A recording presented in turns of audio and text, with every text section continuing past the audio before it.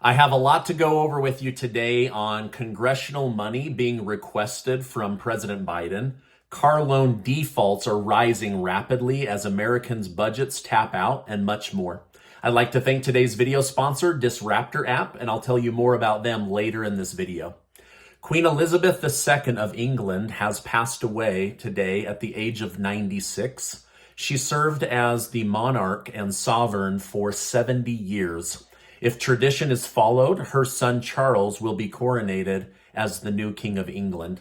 However, many in the United Kingdom want kings and queens to go away permanently, as it requires billions of dollars of taxpayer money to keep the monarch alive. And many say, is the tradition really worth it? Now, many feel that Parliament could be wiser with tax money, as it is hard-earned and as we are living through difficult times. But what do you think? Should the United Kingdom continue this monarch with kings and queens as a tradition? Or is it time to move on from this and thank the Queen for her time and let things be done? Let me know your thoughts in the comments. It's come out that President Biden will be asking Congress for an additional $47 billion in emergency money to give to Ukraine, to fight COVID, and also to prepare for a monkeypox pandemic. Senate Minority Leader Mitch McConnell said, "This is a big ask considering how much we've already thrown at Ukraine, but Ukraine is a big priority." So he doesn't like that we're giving money to Ukraine, but if it's for Ukraine, then yes, we must give them billions and billions of dollars. Senate Majority Leader Chuck Schumer said the president must be given this emergency slush fund of money in order to fight these future problems. Now, the country is, of course, broke, so this money will have to be printed and thrown onto the national debt, and Congress will be deciding that probably here in the next week or so. The United Kingdom is predicting citizens will see a 200% increase in their utility bills that will max out sometime next year. This is on top of already huge increases that have been absorbed over the last 2 years. So essentially, before the pandemic, people were paying about $100 a month in utilities. Now they'll be paying close to $500 a month for utilities. I mean, it's gotten out of control, right? Like, this is crazy what we're living through. Now, China is placing 65 million Chinese citizens on lockdown across 103 cities. They say COVID is still a huge problem. They need to put people on house arrest and go back to regular COVID testing. This will be detrimental to China's economy and will have a ripple effect that will come across the waters to the United States and further disrupt the United States supply chain issues. So that is starting now over in China. The search term, "sell my car," is up 222% this month among Americans, as people are starting to default on their car loans or need to free up cash in order to help their swollen budgets. Now, this is typical of being in a recession. Now, gratefully, we're not in a recession because the White House changed the definition of a recession. But we are on our way into a recession, and these are the exact red flags to keep an eye out for. People having to emergency sell their car in order to cover basic bills. Now, I have a lot more to share with you, but first, a word from today's video sponsor. Thank you, Disruptor, for supporting my YouTube community. The stock market is experiencing its deepest plunge in half a century. The S&P 500 is down 20% since January, and the NASDAQ down 30%. 2/3 of all software, internet, and fintech companies are trading below pre-pandemic prices. This is where Disruptor could help you get better returns. While investors are losing money in the stock market, large venture capitalist funds are making money in the private market with breakthrough tech companies. For example, Elon Musk's company, SpaceX, is making waves and earning investors big gains. In fact, many predict it will be bigger than Tesla in the future. Through Disruptor app, you can still invest in SpaceX while it's private.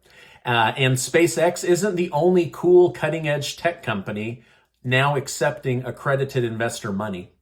So if you're interested in learning about companies like SpaceX before they go public and getting in, just like the big institutional investors, then go download the Disruptor app now. Within the app, Disruptor shares companies that they feature pre-IPO, and they give you tips on private equity investment in these tech companies. Now, imagine buying into SpaceX or Airbnb or DigitalOcean or Palantir before they went public. Again, Elon Musk's SpaceX is still a private company accepting money right now, and that can be done through the Disruptor app. So go download it today. And thank you again, Disruptor, for supporting my community. All right, now let's get back to today's news update. If you trust Elon Musk and his past business successes, getting in on SpaceX before it goes public could be a huge game changer for your financial future. Now, the U.S. housing market just experienced its biggest housing price drop in 11 years. Analysts say if this trend continues, it is likely that many homeowners will find themselves underwater, meaning their house will be worth less than the mortgage they took out on it when they bought the house. So I don't know that we're going to see a mortgage bubble pop like we did in 2007 and in 2008, but there are analysts predicting that we could see real estate values drop between 20 to 40% in some areas, and real estate become a great investment again for those that have money on the sidelines. So could be bad for a huge portion of people, but it could be really good for those that have been saving up to buy a house, or if you're part of a younger generation that's still renting and hasn't been able to afford a house. This is kind of the ebbs and flows of the economy, but this is what they're saying as of right now. Now, speaking of Elon Musk, he is still fighting with Twitter for the right to back out on buying them for $44 billion. A judge has granted that he is able to use the testimony of a whistleblower that came forward and said that basically Twitter has national security issues and it's riddled with bots. Also, breaking today, the former CEO of Disney, Bob Iger, attempted to quietly buy Twitter back in 2016, but after their team analyzed everything, it was his opinion that Twitter was full of fake accounts and bots. And so Disney Corporation ended up backing out of the deal. This has now come to light, so Elon Musk will likely pounce on that and use that in his defense as this lawsuit is about to kick off. The Pentagon's own Bill LaPlante has admitted that U.S. military brought Ukrainian army troops to the United States to train them. LaPlante reportedly stated that the United States brought the Ukrainians to train using harpoons over Memorial Day weekend, and then the next week, 2 Russian ships were sunk with those harpoons. Now, this speech was given in front of a live audience and was documented by journalists. Despite the very clear statement, the Pentagon is now trying to walk that back and say the United States military is not training Ukrainian military. But the evidence is already out there, right? And so this is the United States way of deceptively fighting a proxy war with Russia and Vladimir Putin without the President of the United States having to go to Congress and officially declare war, get a budget, and officially go to war. And don't think that Vladimir Putin isn't wise to what is going on here. But this is a big story in the news right now. Okay, now back in Ukraine, the state nuclear company that I've been telling you about recently announced that their functioning nuclear reactor has been disconnected from the power grid.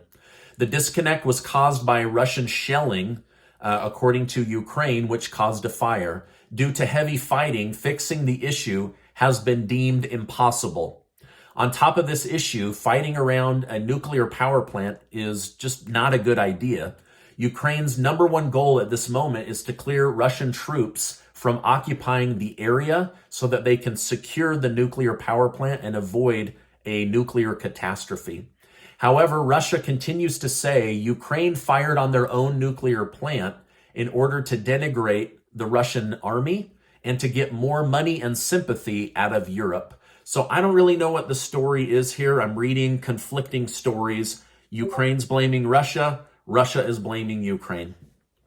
Now, speaking of Ukraine and Europe, last night, Secretary of State Antony Blinken made a surprise trip to Kyiv, Ukraine, to announce the United States will give Ukraine and Europe $2.8 billion of U.S. taxpayer money in order to keep Europe and Ukraine safe in this war. The money will be part cash and part military equipment. The Biden administration is currently working to undo another Trump-era policy.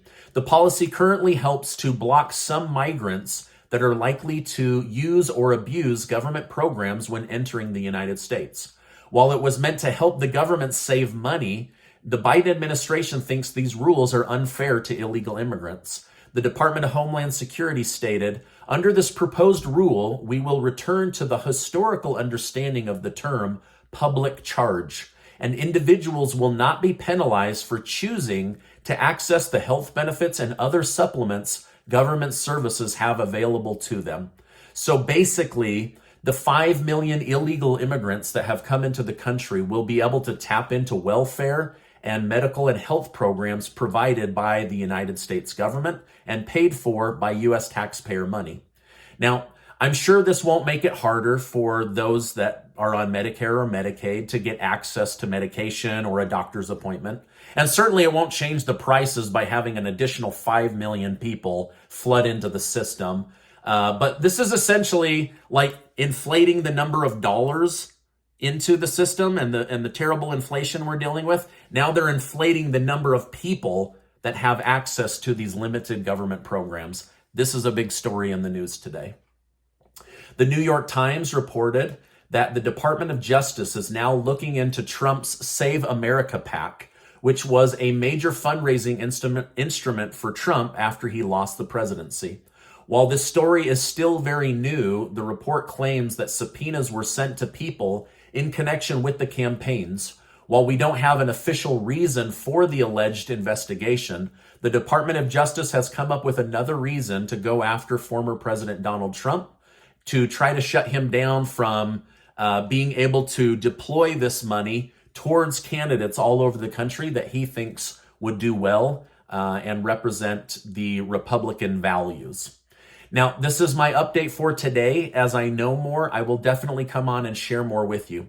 Before you go, make sure to get your name entered to be one of the winners of the $5,000 giveaway that Casey and I are doing. Thanks to generous video sponsors. I'll leave a link in the video description. Also, go download the Disruptor app right now.